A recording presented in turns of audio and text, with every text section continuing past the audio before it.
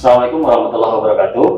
Kali ini kita akan diskusi tentang update pedoman tata laksana COVID-19 pada anak, utamanya untuk tenaga kesehatan di puskesmas. Beberapa hal yang akan kita diskusikan hari ini adalah tentang screening COVID-19 pada anak, tentang triase COVID-19 pada anak, dan tentang tata laksana COVID-19 pada anak. Screening COVID-19 pada anak, kita menggunakan panduan dari Kementerian Kesehatan Republik Indonesia, di mana untuk kasus COVID-19 pada anak dibagi menjadi beberapa poin yang harus dipahami oleh semua tenaga kesehatan di puskesmas. Satu adalah tentang kasus suspek, yang kedua adalah tentang kasus probable, yang ketiga adalah tentang kasus konfirmasi, dan yang keempat adalah tentang kontak erat. Masing-masing ini akan kita bahas satu persatu. Hal yang perlu diperhatikan lain adalah tentang keadaan pada anak ada gejala dan tanda klinis yang tidak khas. Salah satunya adalah adanya diare dan munculnya ras. Oleh karena itu, selain berdasarkan panduan Kementerian Kesehatan beberapa definisi tentang kasus suspek, kasus probable, kasus konfirmasi, dan kontak erat, kita harus mewaspadai gejala yang tidak khas pada anak. Kasus suspek. Kasus suspek itu kriterianya dibagi menjadi tiga. Yang pertama adalah apabila seseorang memenuhi kriteria klinis dan epidemiologis. Apa itu kriteria klinis? Kriteria klinis yang pertama adalah tentang demam dan batuk akut, atau kondisi akut dari 3 atau lebih tanda dari gejala demam, batuk, lemas, mialgia, sakit kepala, nyeri tenggorokan, sesak, anoreksia, mual muntah, bahkan penurunan kesadaran. Itu adalah kriteria klinis. Dan kriteria epidemiologis, di mana kriteria epidemiologis ini terdiri dari 3 hal yang harus diketahui. Yang pertama adalah bertempat tinggal atau bekerja di daerah dengan risiko tinggi penularan virus kapan saja di dalam 14 hari sebelum muncul onset gejala. Yang kedua adalah bertempat tinggal atau bepergian ke suatu daerah yang merupakan transmisi komunitas dalam 14 hari sebelum muncul gejala.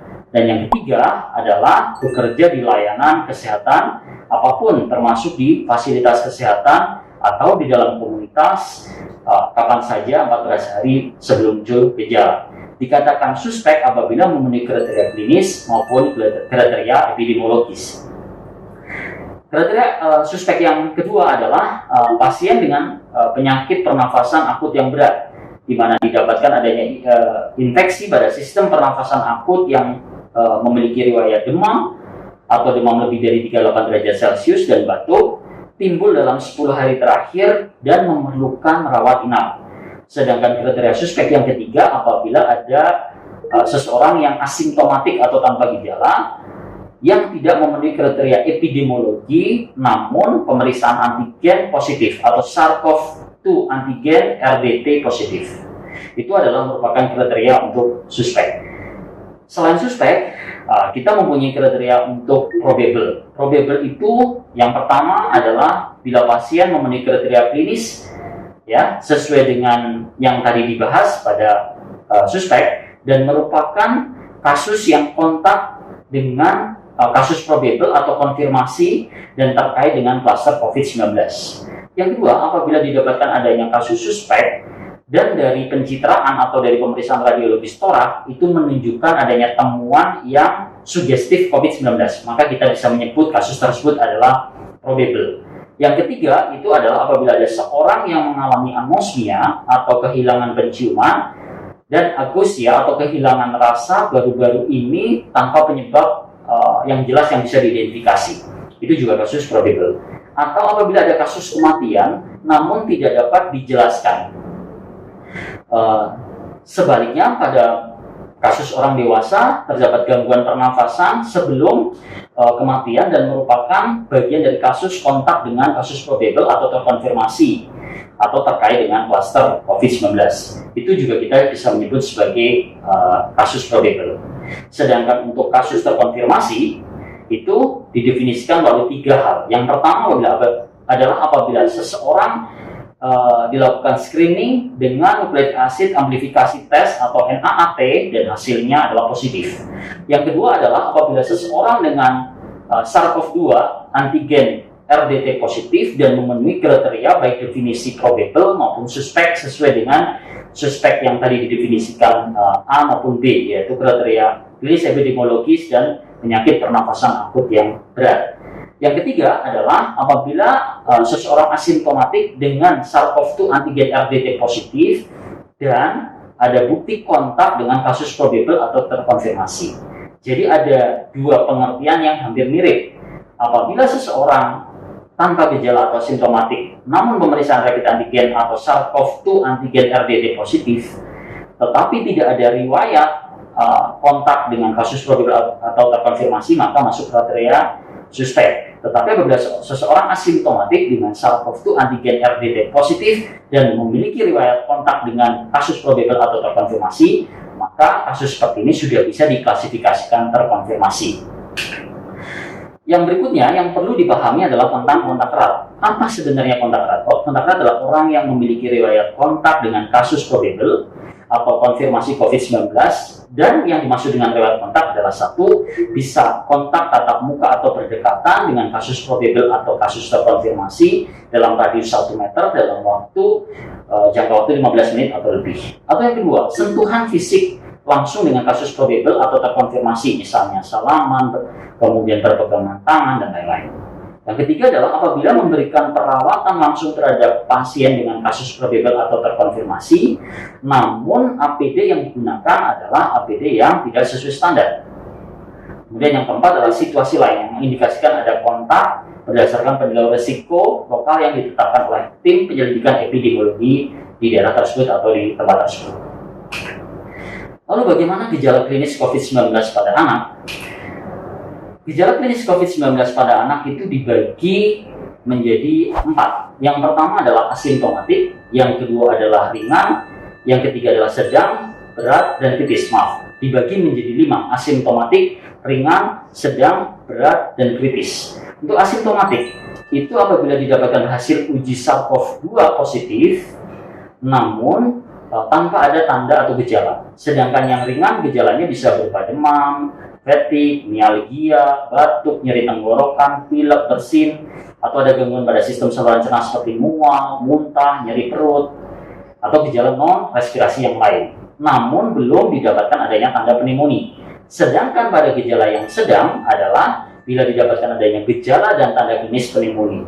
Pasien mengalami batuk, demam, tahipnu sesuai dengan usia, karena kita membahas tentang anak, dan disertai dengan pemeriksaan fisik didapatkan adanya rompi atau wheezing pada auskultasi paru tanpa disertai dengan distress nafas atau hipoksemia. Jadi apabila kita mendapatkan kriteria seperti ini, maka ini adalah merupakan salah satu gejala klinis COVID-19 yang sedang. Bagaimana gejala klinis yang berat? Gejala klinis yang berat bila didapatkan adanya gejala dan tanda klinis pneumonia berat berupa nafas cuping hidung, adanya sianosis, adanya retraksi pada subkostal, terjadi desaturasi, saturasi oksigen turun sampai dengan di bawah 92%, dan didapatkan tanda bahaya yang lain. Misalnya adanya kejang, penurunan kesadaran, ada muntah profus, anak tidak dapat makan, dan tidak didapatkan adanya mungkin tidak ditemukan gejala respirasi. Sedangkan kritis biasanya terjadi perburukan gejala yang sangat cepat menjadi ARDS, Acute Respiratory Distress Syndrome, atau gagal nafas, atau terjadi shock, encephalopati, kerusakan miokard yang masif, terjadi gagal jantung, koagulopati, terjadi gangguan ginjal akut, terjadi disfungsi organ multiple, dan manifestasi sepsis yang lain. Jadi ini adalah gejala klinis COVID-19 pada anak. Bagaimana dengan kasus-kasus yang ditemukan di puskesmas? Mungkin kasus itu bisa ditemukan dengan rentang dari asimptomatik sampai kritis. Namun, kapan puskesmas mesti merujuk? Apabila mendapatkan tanda gejala COVID yang berat atau kritis atau sedang mengarah ke berat, mungkin sudah dipertimbangkan untuk segera merujuk. Sedangkan untuk asimptomatik atau ringan, kemungkinan besar masih bisa merawat, oleh karena fasilitas di puskesmas harus disesuaikan dengan apa yang harus ditangani kepada pasien. Selain klasifikasi berdasarkan gejala klinis yang 5 tadi, maka pada anak ini ada hal yang perlu diwaspadai yang kita sebut sebagai MIS-C, Multisystem Inflammatory Syndrome in Children. Multisystem Inflammatory Syndrome in Children itu apa? Yaitu anak dengan COVID-19 sebagian besar adalah tanpa gejala, atau kalaupun ada gejala adalah gejalanya ringan. Namun beberapa bulan terakhir kita dapatkan beberapa kasus yang justru berat. Nah, kondisi ini merupakan suatu sindrom multisistem yang terjadi pada pasien anak, ya, dan temporary berkaitan dengan SARS-CoV-2. Gambaran klinis dan laboratoriumnya itu mirip dengan penyakit Kawasaki, ya, kita sebut namanya Kawasaki disease, shock syndrome, dan karena adanya kombinasi dengan pasien-pasien mirip seperti pasien toxic shock syndrome. Patofisiologi MIS-C ini atau multisystem inflammatory syndrome in children belum sepenuhnya dipahami, tapi kemungkinan besar mekanismenya adalah berhubungan dengan antibody atau T-cell recognition of self-antigen. Jadi viral mimicry dari host yang menghasilkan autoantibody, ya, antibody atau T-cell recognition dari antigen virus yang diekspresikan pada sel yang terinfeksi sehingga terbentuk suatu kompleks imun yang mengaktifkan suatu proses peradangan. Apa tanda daripada multi system inflammatory syndrome in children? Yang pertama adalah pada anak dan remaja usia 0 sampai 19 tahun dan mengalami demam lebih dari 3 hari, serta disertai dengan 2 tanda, yaitu yang pertama bisa didapatkan ruam atau konjungtivitis bilateral yang sifatnya non-purulen atau tanda inflamasi mucocutaneous pada mulut, tangan, dan kaki. Yang kedua adalah hipotensi atau shock. Yang ketiga adalah bisa didapatkan gambaran disfungsi miokard atau terjadi perikarditis, vaskulitis, abnormal koroner yang ditandai dengan kelainan pada saat pemeriksaan ekokardiografi. Data secara laboratorium itu menunjukkan adanya peningkatan troponin, kemudian troponin atau NT-proBNP. Dan yang kedua adalah bukti adanya koagulopati. Dari mana? Terjadi peningkatan PT, APTT maupun D-dimer. Dan yang ketiga, yang terakhir adalah terjadi adanya gejala gastrointestinal, misalnya diare, muntah, dan nyeri perut. Bila mendapatkan tanda-tanda ini, hati-hati. Ini adalah salah satu gejala dari multisystem inflammatory syndrome in children. Dan gejala yang lain adalah dari laboratorium terdapat peningkatan marker inflamasi, seperti halnya LED meningkat, CRP meningkat, atau procalcitonin meningkat. Serta tidak adanya keterlibatan etiologi bakteri yang menyebabkan inflamasi meliputi sepsis, bakteri, atau sindrom shock karena Staphylococcus atau Streptococcus. Jadi, kita bisa menyingkirkan kemungkinan yang lain. Dan yang terakhir adalah terdapat bukti bahwa pasien ini memang COVID-19. Bukti itu dapat berupa pemeriksaan PCR RT yang positif, atau tes antigen yang positif, bahkan serologi yang positif itu dapat digunakan sebagai dasar pasien ini didiagnosa sebagai multisystem inflammatory syndrome in children. Jadi gambarannya adalah seperti yang tertera di slide, ya. Bisa didapatkan adanya mata konjungtivitis, lidahnya kemerahan, terjadi peradangan pada tangan, kemerahan, kemudian pada mata. Lalu bagaimana uji diagnostik? COVID-19 diagnostik, ya. Yang pertama adalah kita melakukan pemeriksaan RT-PCR swab untuk mengidentifikasi virus. Pada kasus suspek dan probable COVID-19 dengan hasil swab nasofaring negatif, maka pemeriksaan swab dapat dilakukan pada rektal atau spesimen saluran nafas bawah, misalnya dengan bronkoskopi misalnya, seperti itu. Kemudian untuk pemeriksaan rapid antibody dan antigen, pemeriksaan rapid antibody dan antigen terhadap SARS-CoV-2 diambil dari saluran pernafasan, feses, maupun spesimen lain seperti plasenta. Dan pemeriksaan rapid antibody positif pada anak dengan kecurigaan. WHO pada tanggal 16 Desember tahun 2020 sudah memberikan statement bahwa rapid antigen itu sebagai tes diagnostik penegakan COVID-19 apabila sarana RT-PCR itu terbatas. Di puskesmas atau di layanan fasilitas primer, salah satu hal yang paling penting adalah triase COVID-19. Maka bagaimana kita melakukan triase? Triase COVID-19 tetap berdasarkan tadi panduan dari Kementerian Kesehatan atau WHO. Bahwa yang pertama dilakukan adalah mengidentifikasi apabila ada gejala umum dan simptom mengarah ke COVID-19, misalnya ada demam yang sifatnya akut lebih dari 38 derajat Celcius, atau riwayat demam dan batuk, atau minimal 3 gejala dari COVID-19, misalnya batuk, mialgia, nyeri kepala, nyeri tenggorok, kemudian kehilangan pendengaran.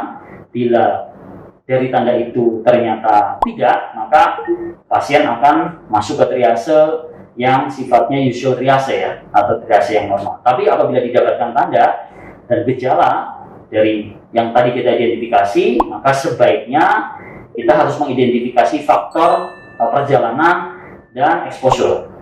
Nah, identifikasi terhadap riwayat perjalanan atau kontak ini dilakukan bila seorang pasien itu berada pada area yang limited atau dia angka COVID-nya cukup sedikit atau bahkan tidak ada COVID. Nah, bagaimana cara mengidentifikasinya? Seseorang yang habis bepergian ke suatu daerah atau suatu negara di mana merupakan suatu daerah transmisi untuk COVID-19 sebagai tempat penyebaran dalam 14 hari, itu merupakan hal yang perlu diidentifikasi. Apabila ada atau seseorang yang kontak dengan pasien yang suspek atau yang confirm dalam 14 hari, maka lakukanlah pemisahan dengan pasien yang lain. Tempatkanlah pasien dengan ventilasi udara yang cukup, ya, kemudian pintunya ditutup, dan yakinkan kepada semua tenaga kesehatan menggunakan APD yang betul. Nah, seperti itu. Triase yang kedua apabila dilakukan pada area di mana komunitas tersebut atau wilayah tersebut memang sudah cukup banyak pasien dengan COVID-19. Metodenya hampir sama. Yang pertama adalah identifikasi tanda COVID-19. Antara lain yang pertama adalah apakah ada onset demam lebih dari 38 derajat Celcius. Apakah ada minimal 3 gejala, yaitu berupa batuk, mialgia, sakit kepala, nyeri tenggorokan, atau kehilangan penciuman atau rasa. Bila iya, pakaikanlah pasien itu dengan masker. Misalnya di Indonesia, dari flu tadi itu, maka kita menggunakan masker. Kemudian bila ternyata kita identifikasi ada riwayat tadi, maka pisahkanlah seperti tadi kita sebutkan dari pasien yang lain dengan ventilasi yang cukup. Tenaga kesehatan menggunakan APD. Triase tadi itu saya ambil dari CDC tahun 2020 yang sudah mengalami pembaruan karena diupdate pada Desember tahun 2020. Jadi sudah menyesuaikan dengan kriteria yang ada di WHO. WHO sendiri pada tanggal 25 Januari memberikan panduan terutama untuk screening, triase, dan assessment. Salah satunya adalah screening untuk COVID-19 dilakukan di IGD, di poliklinik oleh tenaga kesehatan, baik secara langsung atau menggunakan telemedicine. Bila dilakukan screening secara langsung, maka pasien seharusnya berjarak 1 meter dari petugas kesehatan. Yang kedua adalah kriteria screening menggunakan apa? Menggunakan WHO atau panduan dari Kementerian Kesehatan kalau di Indonesia. Dan seseorang dengan gejala klinis itu sudah masuk dalam kriteria suspek COVID, maka sebaiknya akan ditangani berdasarkan alur pelayanan COVID-19. Ditempatkan di tempat sendiri, menggunakan masker bedah, dan bila dia mempunyai fasilitas yang cukup untuk menampung sendiri-sendiri pasien, bisa ditempatkan di satu ruangan dengan pasien lain yang secara klinis maupun faktor psikoepidemiologis itu memiliki gejala yang sama, namun diberikan jarak minimal adalah 1 meter. Itu adalah rekomendasi dari WHO. Yang kedua, di daerah endemis infeksi yang lain, misalnya daerah endemis TBC, dengue, selain screening atau malaria, selain screening untuk COVID-19 juga lakukan screening untuk penyakit-penyakit endemis. Hal ini untuk mengantisipasi terjadinya koinfeksi penyakit-penyakit endemis tersebut dengan COVID-19. Dan bila jumlah penderita semakin meningkat, maka fasilitas kesehatan yang merawat COVID-19 juga harus berkonsentrasi terhadap kesehatan para tenaga kesehatan. Di fasilitas kesehatan, setelah dilakukan screening, dilakukan triase, dan evaluasi derajat keparahan, maka asesmen dan tata laksana serta stabilisasi itu digunakan untuk menentukan penyesuaian level-level perawatan. Dan pasien dengan gejala klinis ringan maupun sedang bisa mungkin tanpa intervensi kegawatan atau bahkan mungkin tanpa rawat inap. Namun isolasi dibutuhkan untuk semua kasus. Bahkan pada kasus suspek maupun terkonfirmasi itu harus dilakukan isolasi. Dan penentuan pemantauan suspek mana yang perlu dirujuk ke rumah sakit, rujukan rumah sakit darurat atau rumah sakit lapangan, itu tergantung dari masing-masing kasus. Jadi tidak bisa digeneralis secara langsung, harus dilakukan analisa. Dan screening dan triase sebaiknya dilakukan identifikasi sedini mungkin, terutama untuk pasien-pasien yang memiliki resiko untuk mengalami gejala berat, sehingga pasien dapat dilakukan rujukan secara segera, secara aman. Yang penting aman dulu, dan cepat. Nah, hal ini ketika kita mengenal gejala, tanda bahaya, mungkin ketika pasien itu masuk ke puskesmas, maka rujukan secara aman dan cepat inilah yang harapannya bisa dilakukan buat teman-teman tenaga kesehatan di puskesmas. Beberapa pasien dengan anak yang mengalami klinis pneumonia berat dan membutuhkan terapi oksigen, hati-hati pada anak itu sangat cepat untuk terjadi kondisi kritis, ancaman gagal nafas. Oleh karena itu harus mendapatkan observasi yang ketat. Bagaimana tata laksana COVID-19 pada anak? Nah, Ikatan Dokter Anak Indonesia sudah memberikan panduan yang dicantumkan di dalam buku 5 organisasi 5 profesi atau di bukunya Kemenkes. Namun, panduan-panduan tersebut itu berisi beberapa panduan yang memang fasenya sudah fase lanjut, terutama pasien-pasien yang sudah berat maupun kritis. Nah, hal ini memang saya perlu perkenalkan oleh karena dengan kita mengenal tata laksana advance, harapannya teman-teman tenaga kesehatan yang ada di puskesmas bisa mengantisipasi kapan harus segera melakukan rujukan. Jadi pemantauan yang pertama apabila menyangkut pada sistem saluran pernafasan, yang pertama adalah nilai rasio SpO2 dibanding FiO2, ya, namanya SF ratio. Kemudian yang kedua adalah indeks saturasi oksigen atau oksigen saturation index, itu dinilai. Indeks oksigenasi atau oxygenation index, kemudian kadar FiO2 itu disesuaikan untuk target saturasi perifer. Prediksi perburukan dari pirau intrapulmonal dilakukan dengan cara menghitung AAD itu. Nah, hal-hal yang semacam ini yang akan dilakukan di rumah sakit rujukan. Apa perlunya kita mengenal harapannya pasien yang masih dalam keadaan sistem saluran pernafasan itu mungkin masih stabil, mungkin masih bisa ditangani di level layanan primer atau yang tanpa gejala atau yang ringan. Beberapa hal yang perlu diperhatikan oleh teman-teman yang bekerja di fasilitas primer atau di puskesmas adalah mengenali tanda kegawatan pada sistem saluran pernafasan. Hal ini penting oleh karena apabila pasien mengalami perburukan pada sistem saluran pernafasan, langkah selanjutnya adalah pasien akan mendapatkan terapi oksigenasi advance, oxygenation treatment atau terapi oksigen yang sifatnya advance. Bisa menggunakan non-invasif ventilasi maupun menggunakan invasif ventilasi. Maka alangkah baiknya begitu anak mengalami peningkatan derajat sakit dari derajat ringan ke sedang, seorang dokter atau tenaga kesehatan sudah harus aware untuk mengantisipasi ini dan melakukan rujukan secara tepat. Hal ini dimaksudkan agar pasien segera mendapatkan penanganan oksigenasi yang maksimal sehingga pasien tidak jatuh ke kondisi gagal nafas yang lebih berat. Ada beberapa indikasi dan prinsip penggunaan invasif ventilasi atau high flow nasal cannula. Jadi apabila teman-teman atau para tenaga kesehatan di puskesmas mendapatkan anak klinis sesak yang ditandai dengan RR lebih dari usia dengan atau tanpa peningkatan usaha nafas atau walk of breathing, ini adalah satu hal yang harus diperhatikan untuk intens melakukan observasi, memutuskan apakah perlu dirujuk ke rumah sakit rujukan atau tidak. Yang kedua adalah indikasi dan prinsip menggunakan NIV adalah pada pasien yang memerlukan suplementasi oksigen untuk mempertahankan saturasi oksigen lebih dari 88%. Jadi apabila sudah mendapatkan oksigen nasal, kanul atau masker, tetapi secara klinis pasien saturasinya tetap bertahan di bawah 88%, maka inilah indikasi untuk menggunakan non-invasif ventilasi. Nah, hal inilah sebaiknya apabila pasien masih mengalami keadaan seperti ini, maka mungkin lebih awal merujuk lebih baik. Karena khawatirnya keterlambatan merujuk akan menyebabkan terjadinya perburukan keadaan pasien. Yang ketiga adalah apabila terdapat infiltrat baru yang secara konsisten itu sesuai dengan gambaran penyakit paru akut. Jadi apabila dilakukan evaluasi foto ronsen didapatkan adanya gambaran infiltrat. Jadi jauh-jauh waktunya sebelum muncul keadaan perburukan dipertimbangkan betul untuk komunikasi dengan rumah sakit rujukan apakah perlu dirujuk atau tidak.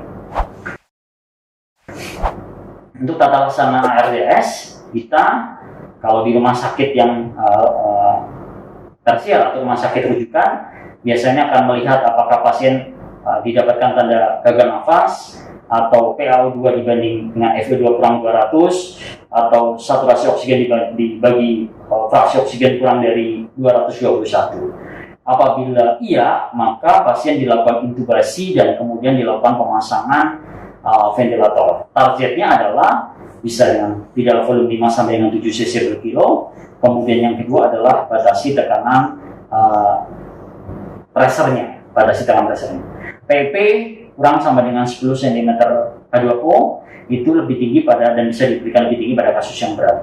Dan batasi piplato ya, puncak pressure itu kurang dari 28 sampai dengan 32. Namun apabila baru didapatkan adanya peningkatan laju nafas dan effort daripada nafas, tetapi belum didapatkan klinis gagal nafas, PaO2 dibagi dengan FiO2 masih lebih dari 200, saturasi oksigen dibanding dengan fraksi oksigen masih lebih dari 221, kita mencoba dengan menggunakan CPAP atau bilevel non-invasive ventilasi dengan target oksigen saturasi adalah 92-97%.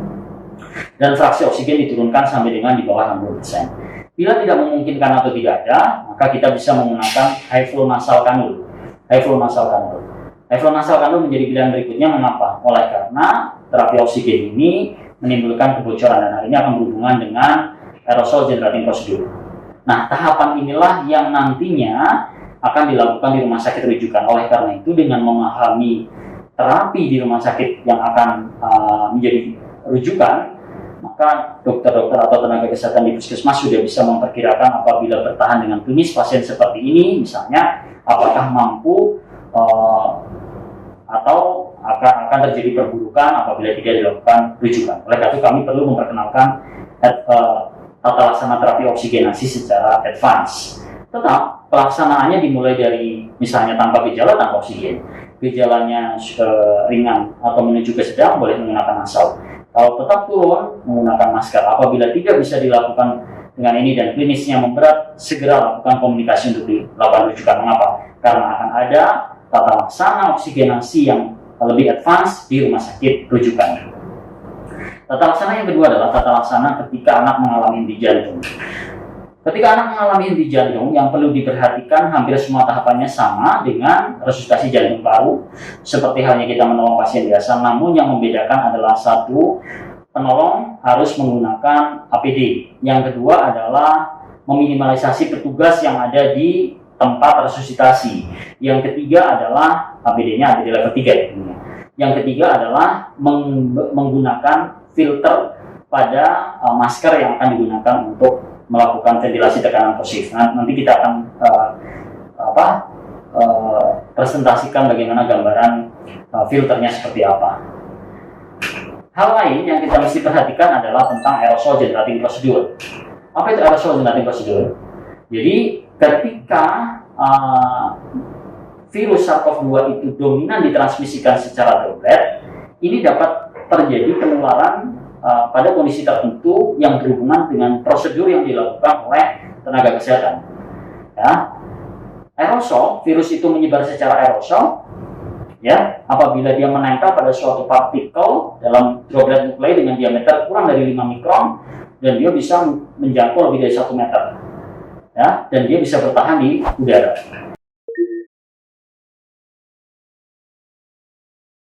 Oleh karena itu beberapa tindakan yang kita lakukan itu akan bisa merangsang terjadinya penyebaran virus secara aerosol. Maka oleh karena itu kita sebut sebagai aerosol generating prosedur, yaitu beberapa prosedur yang dilakukan terhadap pasien dan dapat meningkatkan konsentrasi infeksi di sistem saluran pernafasan melalui mekanisme aerosol, dan ini lebih besar konsentrasi virusnya dibandingkan dengan orang batuk, orang bersin, atau orang bernafas.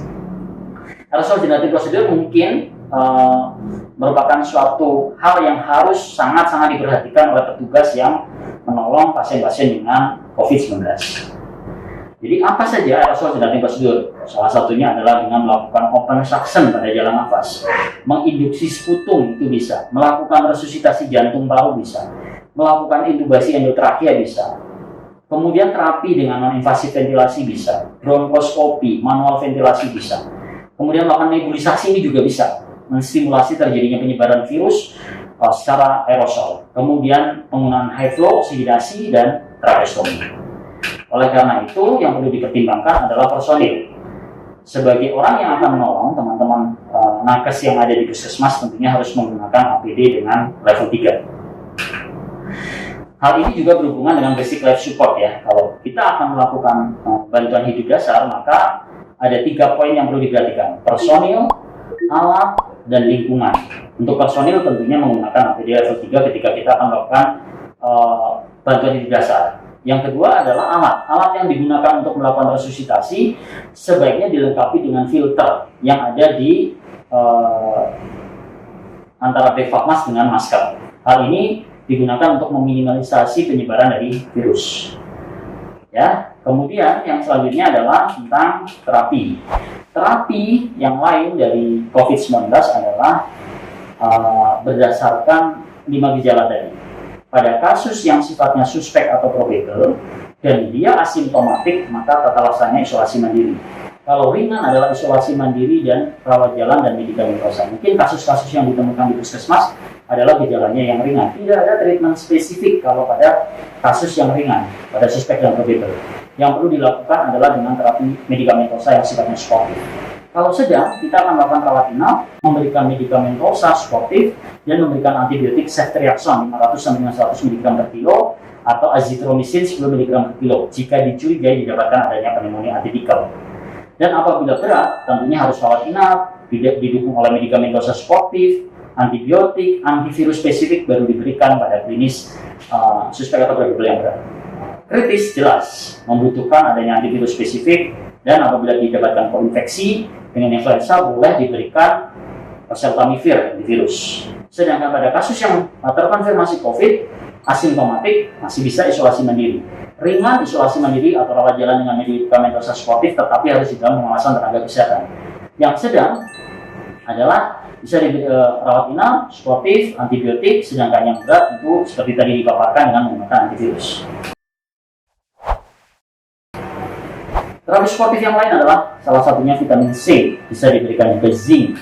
Dan kapan seorang penderita anak mendapatkan terapi spesifik untuk COVID-19 apabila status COVID-nya sudah terkonfirmasi. Yang kedua, terutama pada klinis yang sifatnya berat dan kritis, serta cepat sekali mengalami perburukan. Dan memiliki beberapa penyakit dasar, sebagai contoh bronkiektasis atau asma persisten, penyakit jantung bawaan, keganasan, leukemia, HIV, penyakit gagal ginjal kronik. Hal ini merupakan salah satu kandidat pasien yang mendapatkan terapi spesifik. Terapi spesifiknya apa? Antivirus dengan memberikan remdesivir atau favipiravir. Kemudian kalau tata laksana multisystem inflammatory syndrome in children itu merupakan tata laksana multidisiplin. Salah satu tata laksananya menggunakan steroid methylprednisolone 2 mg per kilogram berat badan dibagi menjadi 2 dosis atau hidrokortison 2-4 mg per kilogram berat badan tiap 6 jam IV, atau menggunakan FIG. Bisa juga dipertimbangkan menggunakan antikoagulan enoxaparin, bisa dengan dosis prophylaxis maupun dosis terapi.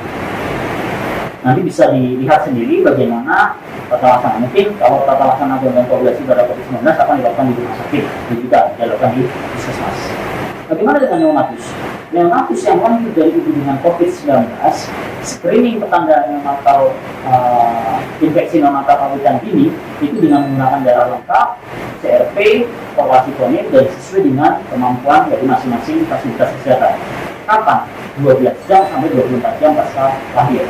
Yang kedua, neonatus dengan gejala COVID-19 sebaiknya dilakukan pemeriksaan laboratorium dan pencitraan. Nah, dari tata laksana COVID-19 pada neonatus, maka kita akan memperhatikan salah satunya adalah status maternal pasca terminasi berdasarkan pemeriksaan PCR. Apakah pasien itu non-COVID, apakah pasien itu suspek atau prasangka, atau terkonfirmasi. Pada kasus neonatus, ya, yang didefinisikan yang tadi saya sebutkan berdasarkan kasus maternal, pada neonatus tanpa gejala, ya, yang lahir dari ibu tersangka atau terkonfirmasi, maka disingkirkan dengan 2 pemeriksaan swab hapus nasofaring 2 kali. Kalau bergejala, diagnosa disingkirkan bila hasil hapus nasofaring 2 kali negatif. Dibagi menjadi 2 klinis. Ya, yang pertama adalah infeksi awitan dini COVID-19 bila terjadi pada 72 jam pasca lahir dan awitan lambat bila terjadi lebih dari 72 jam. Nah, bagaimana ketika kita membantu persoalan persalinan? Yang pertama adalah pasca lahir pasien dimandikan segera, mengurangi risiko infeksi paparan. Ya, kemudian pemotongan tali pusat tidak dilakukan penundaan. Jadi baik itu tersangka maupun konfirm melakukan pemotongan.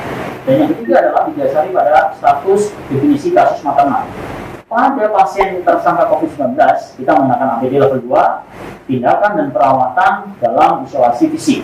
Sedangkan kalau pada konfirmasi, kita menggunakan APD level 3, dilakukan di ruang isolasi, dan mencegah tindakan aerosol tindakan prosedur. Ya, kemudian apabila statusnya belum jelas, APD-nya digunakan adalah APD level 2 dengan tindakan dan perawatan dalam melakukan isolasi fisik, dan kita hindari tindakan-tindakan atau waspada terhadap tindakan aerosol tindakan ini. Yang sering menjadi pertanyaan adalah bolehkah neonatus itu dilakukan inisiasi menyusui dini? Ya, jawabannya adalah dapat dilakukan IMD bila 1. Ibu kontak erat atau suspek dengan pertimbangan pada ibu kasus terkonfirmasi yang sifatnya asimptomatik atau simptomatik ringan dan klinis ibu juga dan bayi baru lahirnya juga stabil. Itu boleh. Yang kedua, ketika melakukan inisiasi menyusui dini, ibu memakai APD dan minimal menggunakan masker. Dan yang ketiga, IMD itu berdasarkan keputusan bersama orang tua. Jadi harus tahu resikonya apabila akan melakukan IMD. Jelaskan pada orang tua keuntungan IMD dan kerugian IMD serta resiko penularan dari COVID-19. Bagaimana dengan rawat gabung? Dapat dilakukan pada bayi yang sehat dengan ibu yang suspek.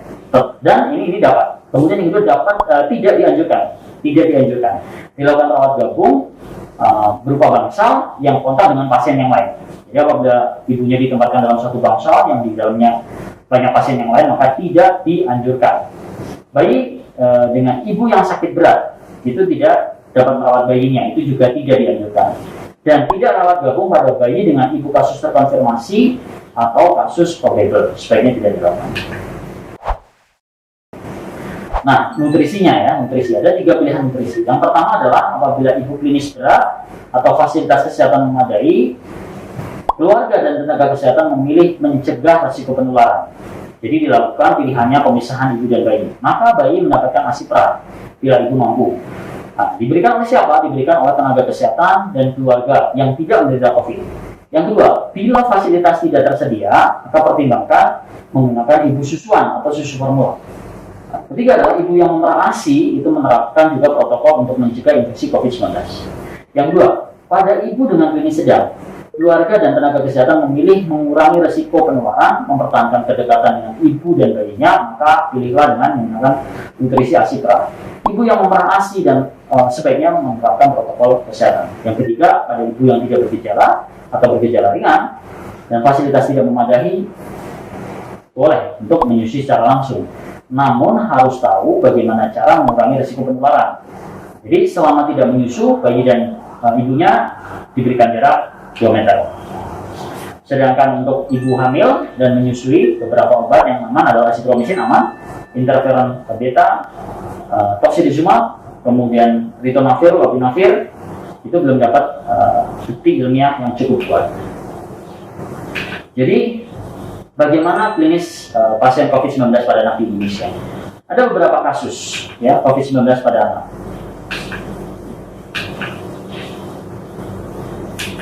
Yang pertama adalah anak usia 4 tahun, ya, didapatkan keluhan sesak 2 hari, demam 3 hari, pilek 3 hari, batuk 3 hari, dan data laboratorium tidak khas, merunut dari keluarga yang positif ternyata positif. Ada berikut fotonya. Kemudian setelah dilakukan terapi suportif, membaik. Ada juga anak usia 7 tahun, didapatkan keluhan batuk selama 6 hari, pilek 2 hari, demam 7 hari, nyeri telan selama 3 hari, dan kemudian setelah dilakukan pemeriksaan ternyata positif. Ada juga anak yang dominan sesak, demam hanya berlangsung 7 hari, tetapi pilek dan batuknya lebih dari 14 hari, ternyata COVID. Nah, ini gambaran fotonya. Ada juga yang 6 bulan tanpa demam, tanpa pilek, dia hanya sesak nafas dan batuk, ternyata COVID. Jadi variabilitas daripada gejala klinis anak COVID-19 itu cukup luas pada anak-anak yang mengalami gejala ringan dan sedang. Ada satu kasus yang saya paparkan ini adalah seorang anak usia 14 tahun 28 kilo datang dengan keluhan lemas. Jadi kita belum berpikir bahwa pasien ini adalah masuk kriteria COVID. Lemas 7 hari, tidak mau makan selama 7 hari, demam 7 hari, kemudian dapatkan ada gatal pada kemaluan dan mual. Dalam perjalanannya ternyata HB-nya 6 pada saat pertama masuk, kemudian pasien ini cepat sekali mengalami perburukan. Dari awalnya fotoronsennya cukup bagus, dalam waktu 2 hari perawatan terjadi perburukan, dan ketika dilakukan swab PCR ternyata positif. Ternyata setelah dilakukan USG, pasien ini mengalami multipistic kidney. Jadi artinya apa? Kita harus hati-hati.